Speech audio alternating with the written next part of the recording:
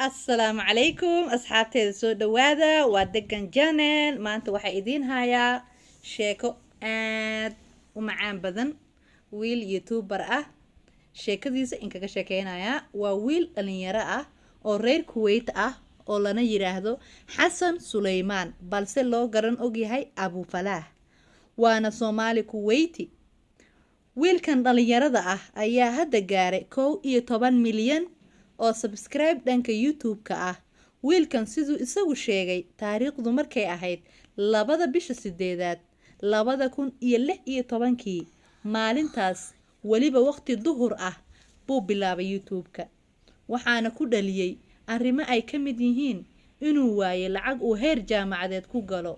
oo qoyskiisu u awoodi waayeen markaas oo walaalkiis iyo walaashiis ka weyn ee qoyskiisu waxbarashada ka bixinayeen balse daruufo jira isaga loo awoodi waaye in laga bixiyo oo iska sugla yiri inta ay dhameynayaan walaalaha heerka jaamacadeed isla sanadkaas ayuu bilaabay wixii uu ku wanaagsanaa oo uu yaqaanay oo ahaa applicationada lagu ciyaaro oo uu YouTube-ka ka bilaabay waa fahmi kartaan wax badan waa aragteen si uusan isagu meel isaga fadhin waqtigiisuna dheel ugu dhaafin wiilkan ayaa markuu gaaray 5 milyan oo subscribe ah wuxuu dhisay masaajid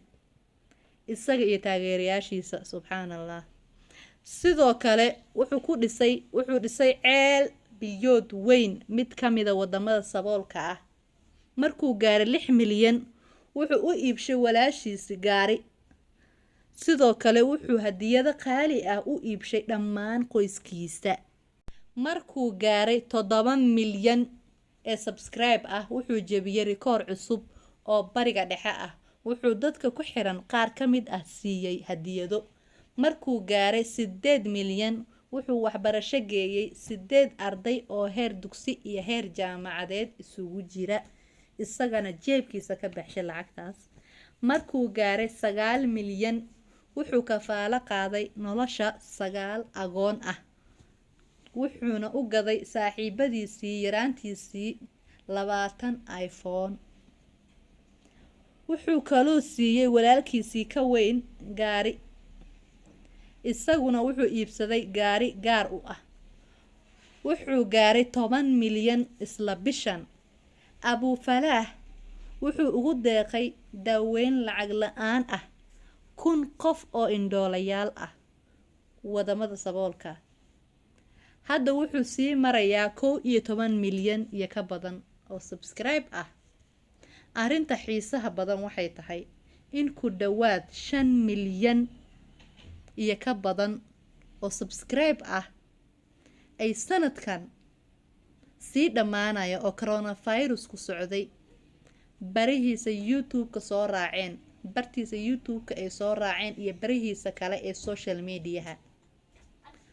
wiilkan hadda wuxuu jirsaday 23 sano adiga sidee kula tahay asxaabteeda wiilkan hadda 23 jir intaasoo wax qabtay 2016kii soo bilaabay YouTube-ka soo sheegay 2 bisha 8 duhuray ahayd uu yiri intaasoo wax uu qabtay oo qorshe ah wax badan buu sadaqaystay familigiisa wax buu u qabtay aakhiradiisa wax buu qabsaday waana 23 jir hadda maasha Allah Allah barakeeyo adi maxay kula tahay asxaabteeda maxay idin la tahay inaad sameyn doontaan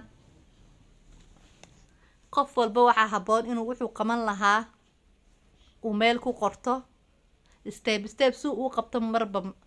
marba waxa ugu haboon inuu hormariyo suu u hormariyo maasha Allah wiilkan aad baan u taageerayaa waa wiil fiican oo dadaal badan anagana kuwa asagoo kale iga sii fiican Allah naga dhigo asxaabteyda ma u maleynaya qaar ka mid ah oo Soomaalida oo YouTuberada waaweyn ah inay sidaan oo kale u dhaqmayaan maasha Allah wiilkan Allah barakeeyo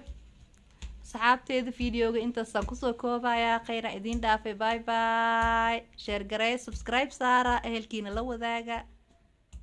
see you next time